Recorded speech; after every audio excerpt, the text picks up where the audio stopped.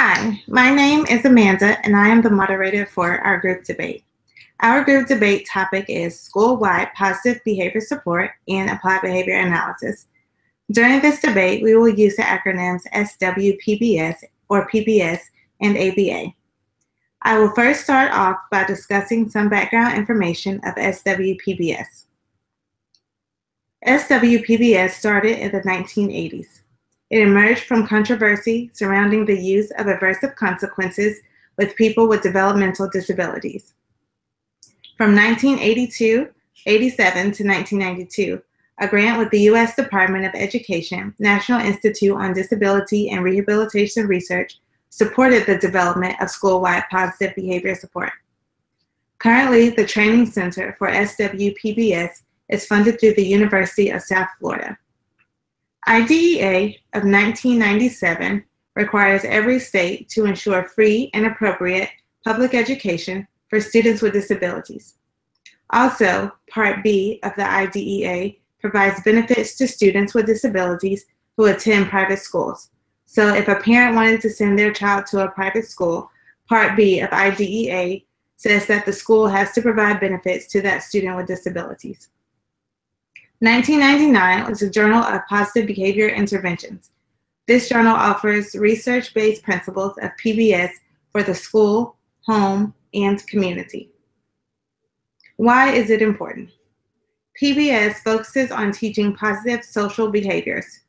Research shows methods of punishment, especially those that are inconsistent or wrongly implemented, are ineffective. Reinforcing positive behavior is an important step in a student's education. There are some ethical dilemmas.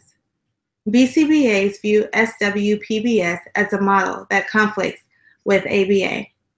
SWPBS does not use scientific methods or a three-part contingency to evaluate effectiveness. SWPBS uses antecedent control. Interventions involve manipulations of antecedent stimuli. There is a lack of clear justification of any behavior change. SWPBS can lead to increased dependency on others rather than increasing autonomy. As a group, we support SWPBS. It focuses on the rights and values of the individuals it serves. Shared characteristics of ABA and SWPBS outweigh the differences. Before we start the debate, I would like to introduce everyone. First, we have Brianna. Brianna is a BCBA and will discuss the dangers of separating school-wide positive behavior support and ABA. Next, we have Stacy. Stacy is a teacher and will discuss the social validity of school-wide positive behavior support. From a student perspective, we have Breland. She will discuss how SWPBS is applicable to all students, not just students with disabilities. Jocelyn is a parent that will counter argument 1, dangers of separating SWPBS and ABA, and argument 3, SWPBS applicable to all students. Last, we have Bren. Bren is a school administrator that will counter arguments 2, social validity, and argument 3, SWPBS applicable to all students. We will first start with Brianna. She will be discussing the dangers of separating SWPBS and ABA. Thank you, Amanda. Separating the fields of applied behavior analysis and positive behavior supports can have dangerous implications, such as consumer confusion, divisiveness in the professional community, weakening the field, and preventing the accomplishment of broader goals. PBS treatment and assessment focuses on antecedent-based strategies, which comes from ABA. The science that both practices are based on is the same. They both meet the needs of those who are served. They are both outcome-oriented and use evidence-based interventions. Practitioners have cited that the basic characteristics of PBS, such as being proactive and decreasing the use of aversives, are consistent with the practice of ABA. Separation of PBS and ABA would increase consumer confusion and cause misinterpretation. Applied behavior analysis is a field that is constantly growing, and PBS has played a large part in its growth. It has been said by practitioners that PBS is a natural extension of ABA. Also, practitioners of ABA and PBS need to stay unified when approaching legislators and funders for support. Grant funding could become hard to obtain if they are not unified. It is my educated opinion that if ABA and PBS are not considered to be separate disciplines, there will be a lot more progress in the field and the clients will benefit the most from the collaboration of the two. Positive behavior supports is not a threat to ABA, but the two can work together for common benefit. Positive behavior supports receives federal funding, and if PBS and ABA were not separated, then doors could be open for ABA to be federally funded also. When compared, both ABA and PBS use and appreciate functional analysis and assessment. They both use rearranging of contingencies, principles of reinforcement and punishment, as well as prompting and baiting strategies. Ethical Compliance Code 4.01 says that behavior analysts design programs that are conceptually consistent with behavioral analytic principles. Just like I have already stated, PBS does align with behavioral analytic principles.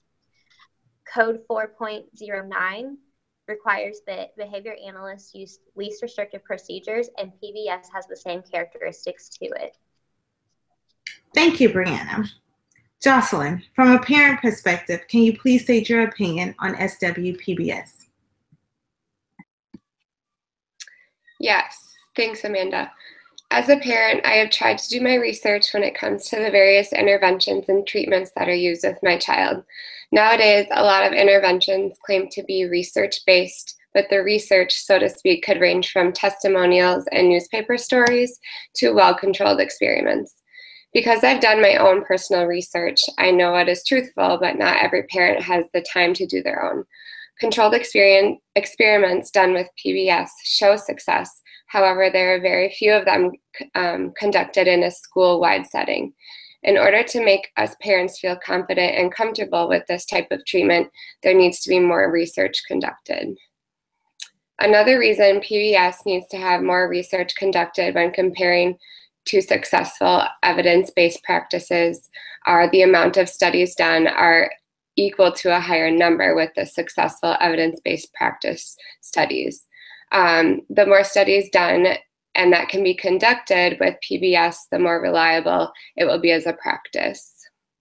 A further point I would like to make is that ABA is considered a science, and PBS, although uses some of the scientific techniques, it does not use the main technique. PBS is considered to be under the umbrella, like I said, of ABA, but after doing my research, I personally don't think it should be. PBS does not use the basic foundation of ABA, which is the three-part contingency. With that being said, PBS could be its own discipline.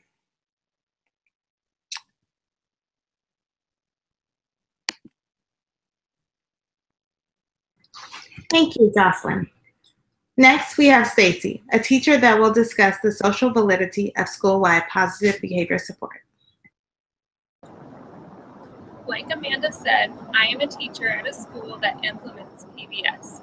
I value PBS in my classroom and my school, and I see it as an effective way to manage the behavior of my students. With that, social validity is of great importance to PBS. PBS focuses on improving socially significant behaviors, which is vital in the classroom. By improving socially significant behaviors, students are able to participate more effectively in the classroom, leading to greater social validity. This means that PBS gives teachers and students the tools they need to be able to actively participate in the classroom while managing their behavior. Research has indicated the social validity of implementing PBS in schools. Research suggests that PBS values respect for individuals, meaningful outcomes, social validation, and normalization. All of these are important to social validity. Students feel respected and have meaningful outcomes in the classroom, and students that need additional behavioral support are also able to participate in the classroom with greater success. Research also indicates that PBS focuses on decreasing challenging behavior. which further allows individuals to engage more effectively in the environment and lead to a higher quality of life. The decreases in challenging behavior are of great importance to the classroom setting and allows the student more opportunities to engage and learn in the classroom. PBS teaches students appropriate behaviors in place of challenging behaviors so that students have access to a higher quality of life, which then enhances social validity. From my perspective as a teacher, I am better prepared to instruct my students while implementing PBS. My students that need additional behavioral support are able to participate in the full range of the classroom while also interacting with their peers. This enhances social validity of both the students with behavioral difficulties and those without behavioral difficulties, because both are able to freely interact and engage in the learning environment. Therefore, in my educated opinion, when implemented effectively, PBS increases social validity. Teachers are able to implement PBS with ease, behavior problems are decreased, and student quality of life can be improved. With that, numerous studies have indicated the social validity of PBS. I am going to discuss a few with you today. A study conducted by Hawken and Horner in 2003 examined the effects of behavior education programs, otherwise known as BEPs, on problem behaviors within schools implementing PBS. The BEPs discussed in this study are in the third tier of PBS, as you will see in this visual that we will provide.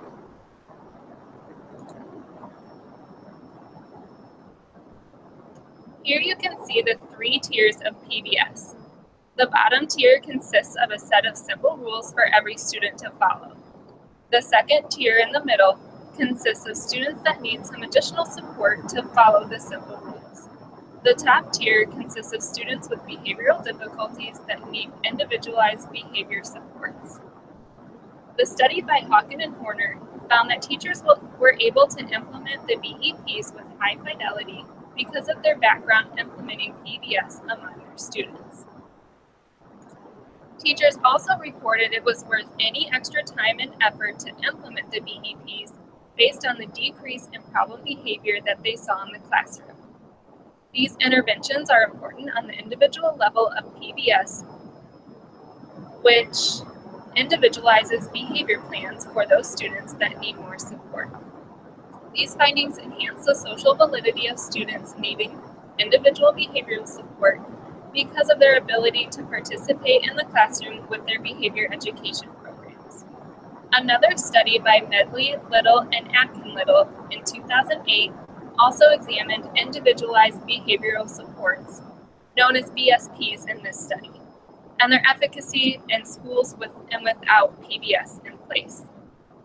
The results of statistical analyses in this study indicated that schools implementing PBS had more technically sound BSPs than schools not implementing PBS. When social validity is concerned, the efficacy of implementing individual behavior support plans is important. Without quality individualized behavior support plans, teachers will not see a decrease in behavior, and the social validity of the student will not be increased. However, the results of the Medley, Little, and Atkin-Little study indicated that those BSPs implemented with fidelity were implemented in the schools with PBS. Overall, from a teacher's perspective, PBS emphasizes social validity of the students it serves and improves socially significant behaviors and gives students a higher quality of life by decreasing challenging behavior. Thank you, Stacy. Bryn, as a school administrator, can you please tell us how you feel about the social validity of SWPBS? Well, Stacy stated that PBS focuses on allowing the individuals to participate in their environments, but the fact of the matter is that student involvement is typically not a part of creating PBS. School administrators select the target behaviors. Additionally, if PBS focuses on decreasing challenging behaviors, it sounds as though PBS would actually minimize the hard work and compliance of certain students by providing too much non-contingent reinforcement to those students exhibiting problem behaviors. I mean, what are the students who already behave getting out of this? If PBS is to be adopted, more emphasis needs to be placed on student involvement and PBS awareness within the school itself.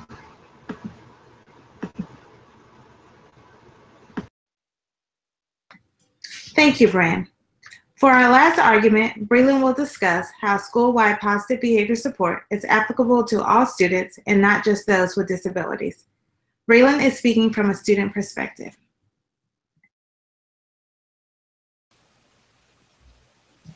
Thank you, Amanda.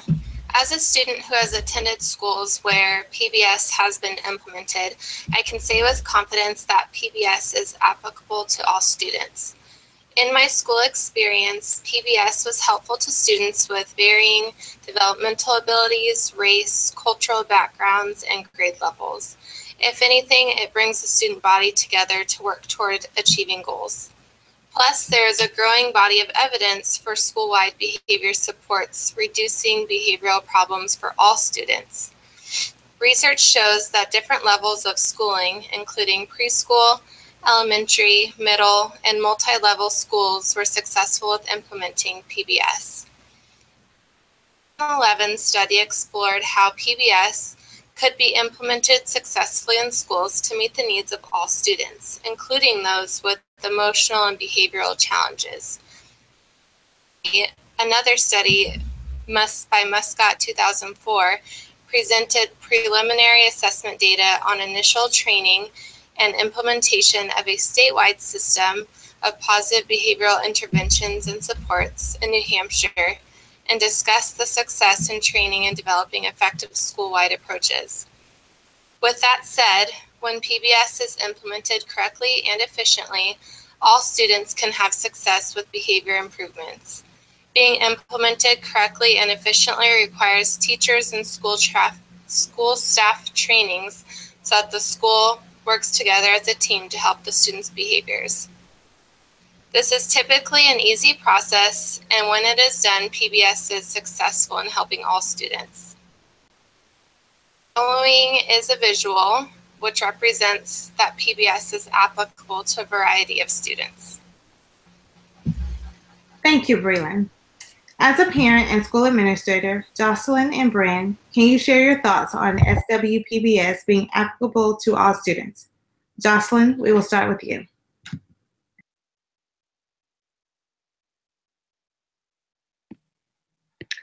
Thank you, Amanda. With PBS being thought to be applicable to all students, the word all kind of scares me as a parent. Using the 3 tiers, PBS will cover all students, but I don't want my child getting lost among all of the students. PBS Technical Assistance Center claims Tier 1 works for 80% of its students. If my child is in the 80%, needs extra help, but not enough to be in Tier 3, will he still get the help he needs? Furthermore, if an individual is placed in Tier 3 for individual treatment, there is little empirical support for how the Tier 3 team should be organized to provide the best and most consistent intervention. This disorganization could cause ineffective treatment.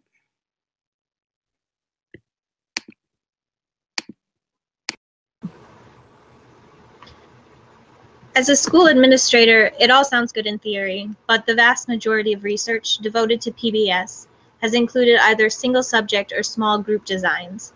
Very few studies have focused on the effect of school-wide PBS use. There are a lot of challenges involved in addressing every single student, and further research is needed to investigate these challenges and how to appropriately address them before implementation would be a benefit and not a cost. Thank you all for joining us tonight for this debate on school-wide positive behavior support and applied behavior analysis. Just to highlight some important information from our debate. As a group, we support SWPBS. We support SWPBS because PBS is similar to ABA. PBS is rooted in behavior analytic principles, and teachers are able to implement this intervention effectively. Separating SWPBS and ABA can cause shared values and common procedures to be lost. Clinicians and consumers may question the history of the field and the effectiveness of the intervention. PBS places importance on the social significance of both the individual and the community. Students are included in general education settings, supported employment, and participate in social and leisure activities. SWPBS place emphasis on being proactive and not reactive. As seen in our visuals, SWPBS uses 3 tiers. Tier 1 is for all students. Tier 2 is for a small group, more direct intervention. And Tier 3 focuses on individual, which is similar to ABA. We will conclude with implications for the BCBA. We feel the BCBA should take a collaborative approach and work to understand the perspective of other professionals. At this time, we will open the floor to questions from our audience. Question 1. As a teacher, what is the most difficult thing about implementing PBS in a school system? I can take this question. The initial training is the most difficult thing when starting PBS in a school. Each teacher and staff member working in the school needs to be trained on what the PBS system will look like in the school, as well as each student's individualized behavior plan for those that need it. This is time-consuming and needs to be done with efficacy in order for PBS to be implemented effectively.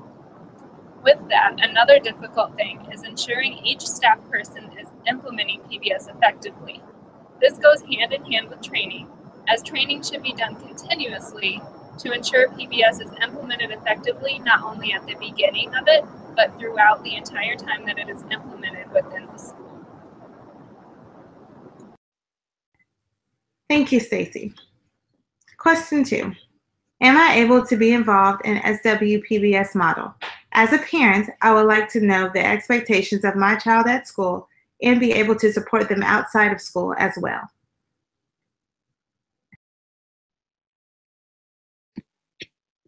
I will take this question. Parents do have the chance to be involved in PBS. Families can be a source of strength and information about their own child. However, they also need information and support on how to work side by side with teachers and other professionals. With this, and finding a balance of responsibility and recognizing that working together is going to have the biggest benefit, successful involvement in PBS is possible. Parents have a chance to be involved in the identification of appropriate behavioral expectations and learn how to be consistent across environments. Research conducted by the National PTA has shown that parent involvement has actually had a positive effect on student behavior. Thank you, Jocelyn. We have time for one more question. How can BCBAs support the implementation of SWPBS with the school they are consulting with? I'll take this one. There are a couple of different ways that BCBAs can support the implementation of SWPBS with the school they are consulting with.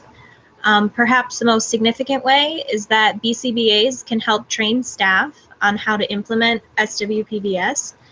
And once staff has been properly trained, BCBAs can also monitor the implementation to ensure treatment fidelity. Thank you. Again, we would like to thank everyone for participating in our debate, and this concludes our debate for tonight.